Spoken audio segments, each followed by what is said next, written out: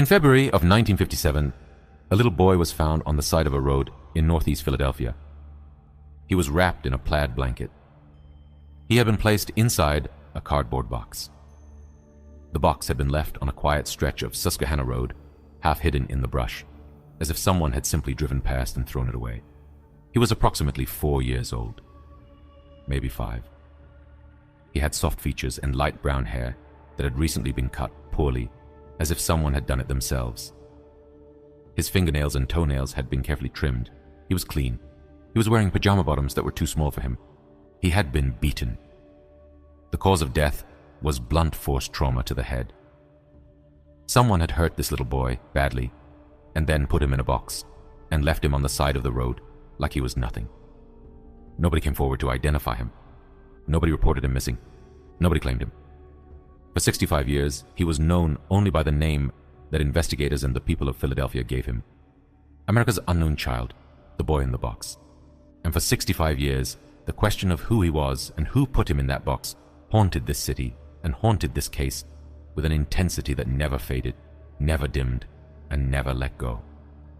This is his story. The boy was first discovered on February 25th, 1957, by a young man who had been checking muskrat traps in the area near Susquehanna Road, in the Fox Chase neighborhood of northeast Philadelphia. He saw the box partially visible through the brush and looked inside. What he found shook him so deeply that he initially told no one. He was afraid. He was young. He walked away from the scene and said nothing for several days.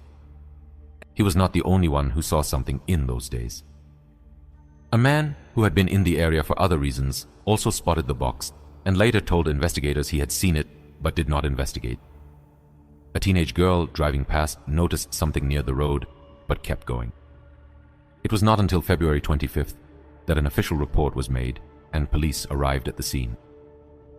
When investigators examined the boy, they noted several things immediately. He had been cleaned after his death. There was evidence suggesting the body had been bathed. His hair had been cut recently, and the cut was uneven and rough, the kind of haircut done quickly by someone without skill or possibly done post-mortem, which is a detail that has never been fully explained. He was well nourished. He was not a child who had been starved or severely neglected in terms of basic physical care. He had been fed. He had been bathed. Someone had been taking care of him, at least on some level, before they killed him and put him in a box. He had no identification, no tags on his clothing. The pajama bottoms he was wearing were traced to a manufacturer, J.C. Penney, but the specific pair was never linked to a purchase or a buyer. The cardboard box itself was traced. It had been used to package a bassinet, a baby bed, made by a company called the J. Sears Company. The box was traced to a store in the Philadelphia area. Investigators canvassed the store. They interviewed people who had purchased that model of bassinet. They followed every lead. None of it led to the boy's identity. The Philadelphia Police Department and the Medical Examiner's Office did something that was, for 1957, remarkably forward-thinking. They made flyers. Hundreds of thousands of flyers were printed with a composite sketch of the boy's face and distributed across the Philadelphia area and beyond. Officers went door to door in neighborhoods near the discovery site. The case was covered extensively in local newspapers. A rendering of the boy's face was placed on the front pages of the Philadelphia Inquirer and other publications. The response was enormous. Tips poured in from across the region. Investigators followed up on every one of them. None of them led to an identification. No parent came forward. No neighbor called to say they recognized him. No teacher, no family friend, no relative. Nobody in the entire Philadelphia region or anywhere else in the country came forward to say that they recognized this child. In a city of millions of people, a little boy with soft features and recently trimmed fingernails had apparently existed without leaving a single traceable mark on the world around him.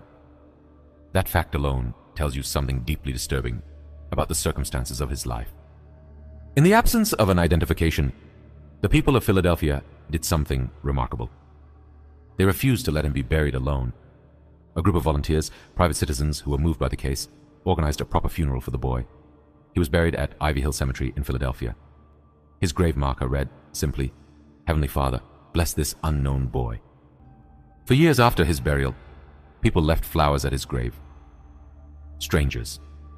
People who had never known him and never knew his name, who came to a cemetery in northeast Philadelphia to leave something at the grave of a child because they could not bear the idea of him being forgotten. Investigators from the Philadelphia Police Department continued working the case. Detectives who were not even born when the boy was found later took up the case themselves, driven by the same thing that drove everyone who encountered it. The feeling that this child deserved more than what he got, that he deserved a name, that someone, somewhere, was responsible for what happened to him, and that justice, even decades later, was not something that should be abandoned. Over the years, several significant leads emerged. Some seemed promising. Some collapsed entirely. Some opened new questions without answering old ones. One of the most significant early theories centered on a woman known in case files as M, who had come forward in the late 1950s to speak with investigators. She claimed to have information about the boy and described a situation involving a local family. Her account was detailed, and investigators took it seriously. But her story had inconsistencies.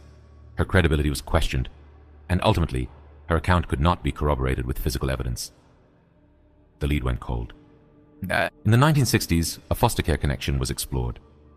Investigators looked into the possibility that the boy had been in the foster care system or had been obtained through informal adoption arrangements, which were not uncommon in that era and which operated with very little oversight.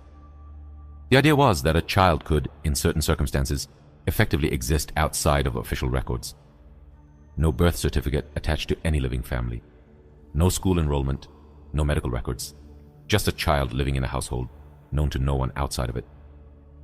This theory has remained compelling to researchers for decades because it explains the most baffling element of the case. How does a child of 4 or 5 years old, living in a major American city in 1957, simply not exist on paper?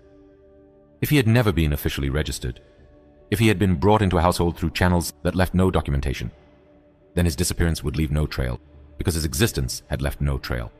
In 1998, a woman named Joseph McGill, a volunteer with an organization called the Vidocq Society, a group of retired law enforcement professionals and forensic experts who assist in cold cases, took on the boy in the box case and worked it with an intensity that produced new leads and new scrutiny. A forensic facial reconstruction was completed. New composite images were created using updated technology. The case was featured on national true crime programs and generated a new wave of tips and public attention. And then, in 2002, something happened that seemed like it might finally break the case open. A woman came forward. She was elderly. She claimed that, as a child, she had been placed in the care of a foster family in the Philadelphia area. She claimed that this family had a young boy living with them who was not their biological child and who was not officially registered in their care. She described witnessing abuse.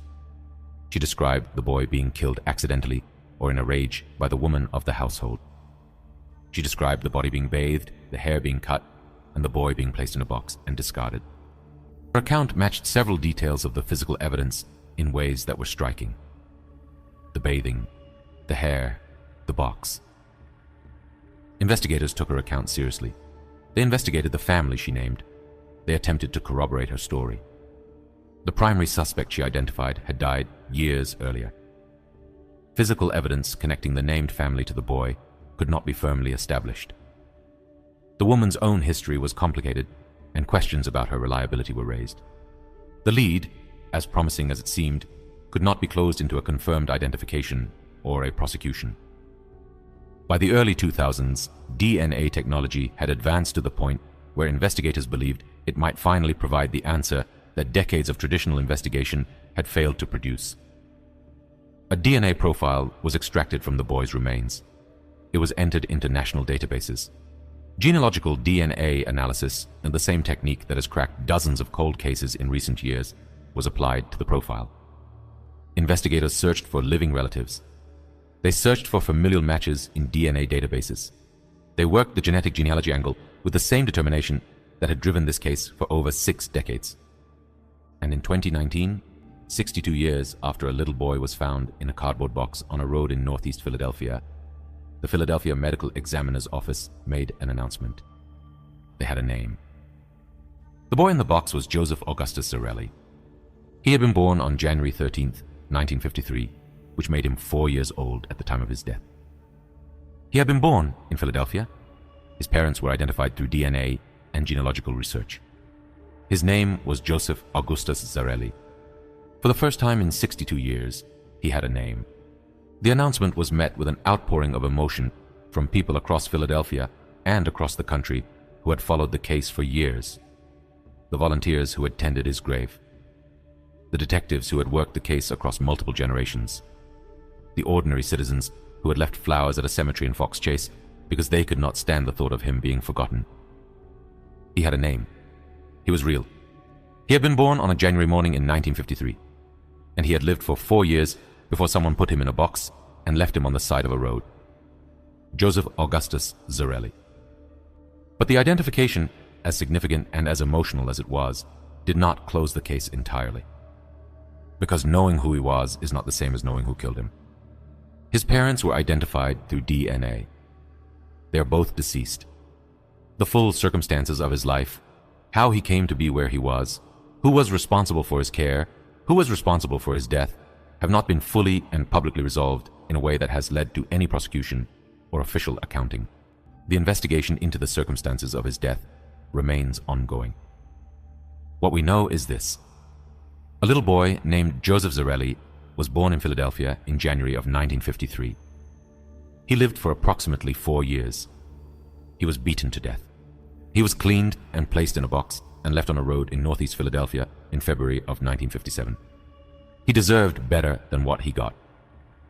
He deserved a childhood and a name spoken with love and a life. He got a cardboard box and 62 years of anonymity. And the people of Philadelphia, the strangers who left flowers at his grave, and the detectives who refused to close his file, and the volunteers who gave him a funeral when nobody else would, they made sure that whatever else was taken from him, he was not forgotten. Joseph Zarelli was laid to rest at Ivy Hill Cemetery. His grave has been tended by strangers for decades. After his identification was announced in 2019, the Philadelphia Medical Examiner's Office updated his grave marker to include his name. For the first time, his name is on his grave. Joseph Augustus Zarelli. Born January 13th, 1953. Died February 1957. Go visit him if you are ever in Philadelphia. Leave something at his grave. He spent 62 years without a name, and he spent those 62 years being remembered anyway by a city that refused to forget a little boy in a box. That matters. It has always mattered.